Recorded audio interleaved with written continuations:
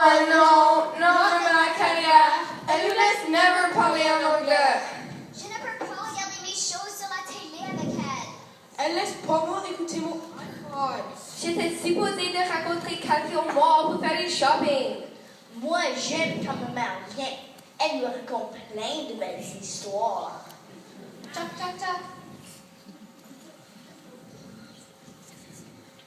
Bonjour, mon petit Gabriel. Alors, ma mère, viens t'asseoir pour nous raconter une histoire. Bouge.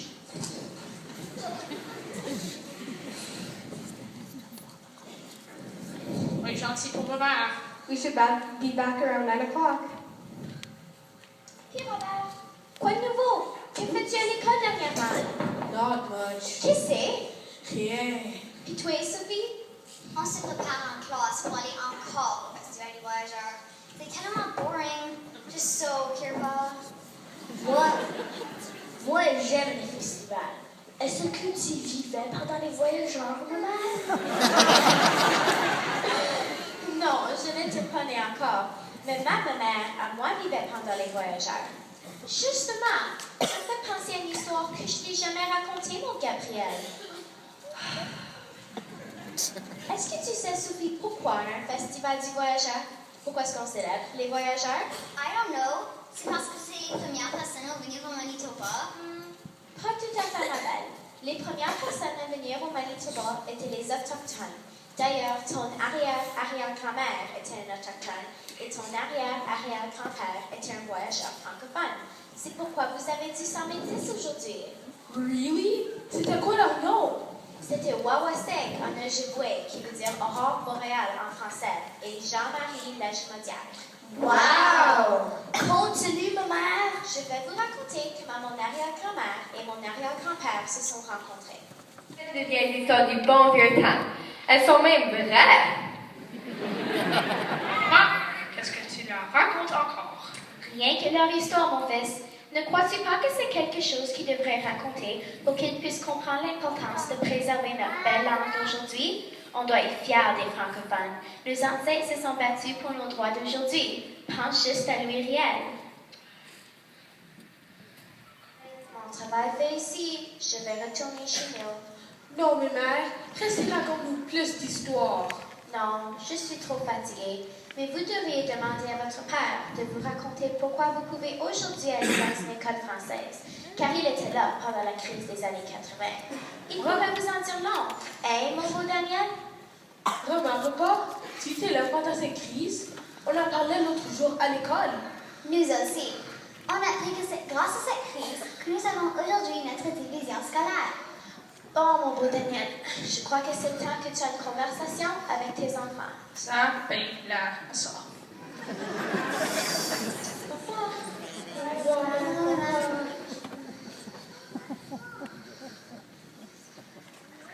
Papa, raconte-nous ça. OK. Laisse-moi m'asseoir. Je vais vous raconter. Je vais vous parler de certains Conicourt qui ont tout commencé ça. Connaissez-vous Georges Forêt?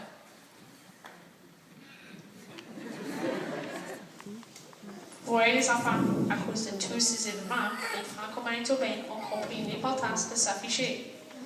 Qu'est-ce que cela veut dire, s'afficher, papa? On voulait que les autres personnes qui vivent au Manitoba voient que c'est important, nous, les Français, et qu'on est fiers des Franco-Manitobains.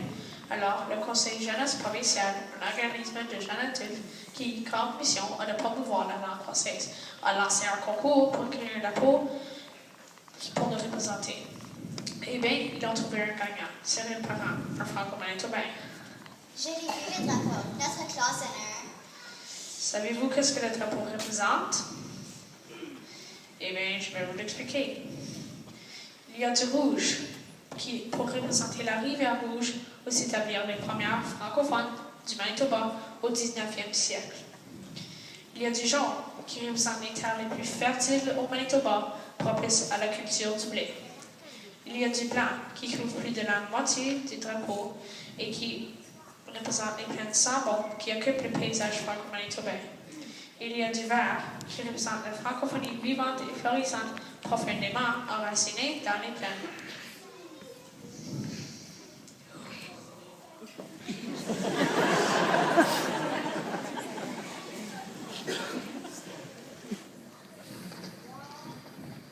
Bon, c'est le temps de les se coucher. Il commence à faire tard. Papa, une autre histoire. Ok. Une dernière, et c'est oui.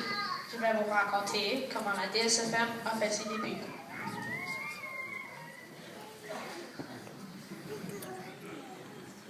Une fois que la DSFM a ouvert ses portes, beaucoup d'écoles qui existaient déjà, mais qui appartenaient à d'autres divisions scolaires, se sont jointes à elle. Donc, c'est l'Espérance qui appartenait à la vallée, se sont jointes à elle, qui appartenaient à la division scolaire de Saint-Vital.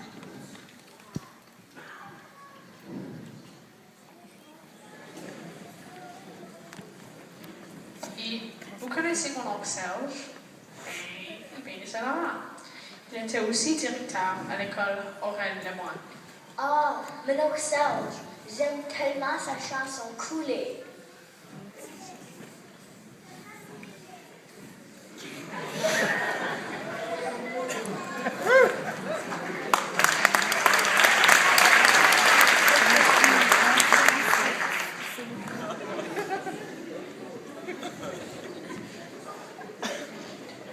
Bonne nuit, Gabriel.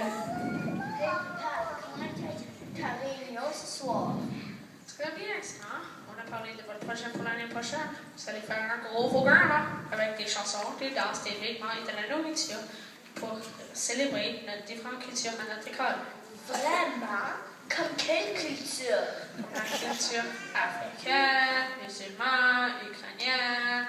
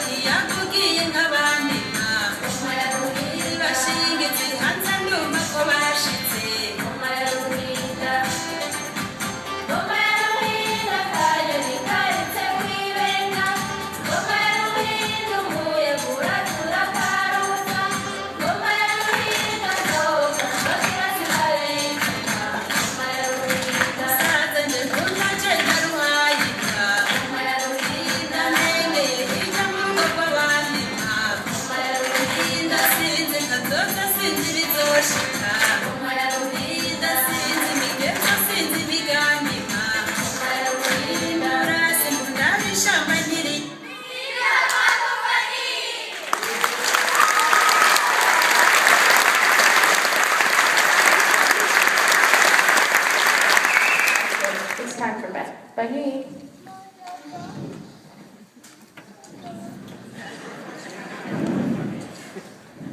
Bonne nuit, papa. Bonne nuit, maman. Je ne veux pas dormir, car je pense à tout ce qu'on vient de raconter ce soir. Je crois qu'on est très chanceux de pouvoir parler le français aujourd'hui. Oui, et d'avoir une si belle école. Oui, j'aime notre école. Je pense que je vais faire possible pour parler en français maintenant. Nous aussi. Moi, je parle toujours en français. Ça fait rire les élèves. Et chanter le personnel. C'est toujours en français. Car notre langue est tellement belle.